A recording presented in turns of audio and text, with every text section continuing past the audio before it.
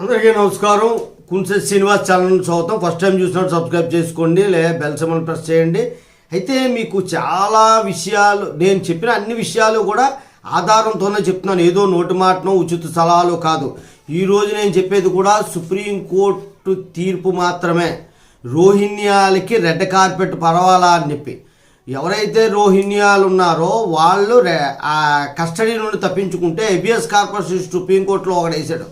అంటే ఈ కొన్ని రకాల సంఘాలు ఎలా తయారయ్యాయంటే చాలా దారుణంగా తయారయ్యాయి. విదేశాల నుండి వలసలకి ఈ కొంతమంది నక్సలైట్లకి కొంతమంది గోండాలకి సపోర్ట్ చేస్తారు. వాళ్ళు ఎందుకు చేస్తారో తెలియదు. వాళ్ళు రోహిణ్యాలు తప్పించుకున్నారట కస్టడీ నుండి. దాని గురించి సుప్రీంకోర్టులో హెబియస్ కార్పస్ చేశాడు. ఇంక ఏం పని లేదు. దాని గురించి సుప్రీంకోర్టు చాలా గట్టిగా చెప్పింది. ఇది చెప్తాను, మీకు లింక్ కూడా పెడతాను, ప్రతి దానికి లింక్ పెడతాను, ఎందుకంటే నేను సొంతంగా చెప్పింది కాదు అని. రోహిణ్యాలు కస్టడీ నుండి తప్పించుకున్నారంటూ దాఖలైన హెబియస్ కార్పస్ రిట్టుపై విచారణ జరిపిన సుప్రీంకోర్టు కీలక వ్యాఖ్యలు చేసింది. ఏమనంటే అక్రమ వలసదారులకు రెడ్ కార్పెట్ పర్వాలా మీ ఉద్దేశం అని పిటిషనర్ను సూచించి గట్టిగా ప్రశ్నించింది. మొదట వీరు సరిహద్దులు అక్రమంగా దాటుతున్నారు, సొరంగాలు తవ్వుతున్నారు, కంచెని కట్ చేసి అక్కడ డిస్టర్బెన్స్ క్రియేట్ చేస్తున్నారు. నేను ఇక్కడకు వచ్చి ఇక్కడ చట్టాలను గౌరవించాలి అన్నది లేకుండా ఇక్కడ చట్టాలు మాకు కల్పించాలి, ఆహారం కల్పించాలి, ఆశ్రమం కల్పించాలి, ఇదేదో హక్కుగా డిమాండ్ చేస్తున్నారు. ఇది తప్పు. పిల్లల్ని కనేసి వాళ్ళందరికీ చదువుకునే హక్కు ఉందని డిమాండ్ చేస్తున్నారు. చట్టాలని గౌరవించట్లేదు.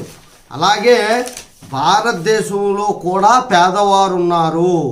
ఈ దేశ పౌరుల్ని నిర్దిష్ట ప్రయోజనాలు సౌకర్యాలు అవసరం లేదనుకుంటున్నారా? అంటే ఎక్కడి నుండో వలస వచ్చిన వాళ్ళ మీద ఇంత కాన్సన్ట్రేట్ చేస్తున్నారు. ఇక్కడ ఉన్నటువంటి పేదవాళ్ళ గురించి, ఇక్కడున్న పేదవాళ్ళకి కలుగుతున్న సదుపాయాల గురించి మీరు ఎందుకు ఆలోచించలేదనగానే పిటిషనర్ నోరు మూసాడు. మన వారిని వదిలి రోహిణ్యాలపై ఎందుకు ఇంత ప్రేమ చూపిస్తున్నారని చెప్పి సుప్రీంకోర్టు అడిగింది. వీళ్ళకి సమాధానం లేదు. అంటే వీళ్ళు ఒక దేశాన్ని ఏదో రకంగా డిస్టర్బ్ చేయడం కోసం, మత విద్వాసాలు రెచ్చగొట్టడం కోసం ప్రయత్నం చేయడం అన్నమాట ఇది. అంటే ఈ ప్రభుత్వం పలానా మతస్థులు పట్టించుకోలేదు, ఆ మతస్థులు అవ్వడం వల్లే వాళ్ళని ఇలాగన్నీ కూడా ఒక డిస్టర్బెన్స్ క్రియేట్ చేయడం కోసం ఇలాంటి వాళ్ళు తయారయ్యారు. వీళ్ళ మాటలు నమ్మితే దేశం ఇబ్బంది పడుతుంది, దేశం ఇబ్బంది పడితే మీరు నేను కూడా ఇబ్బంది పడతాం. జై హింద్, భారత మాతాకి జై.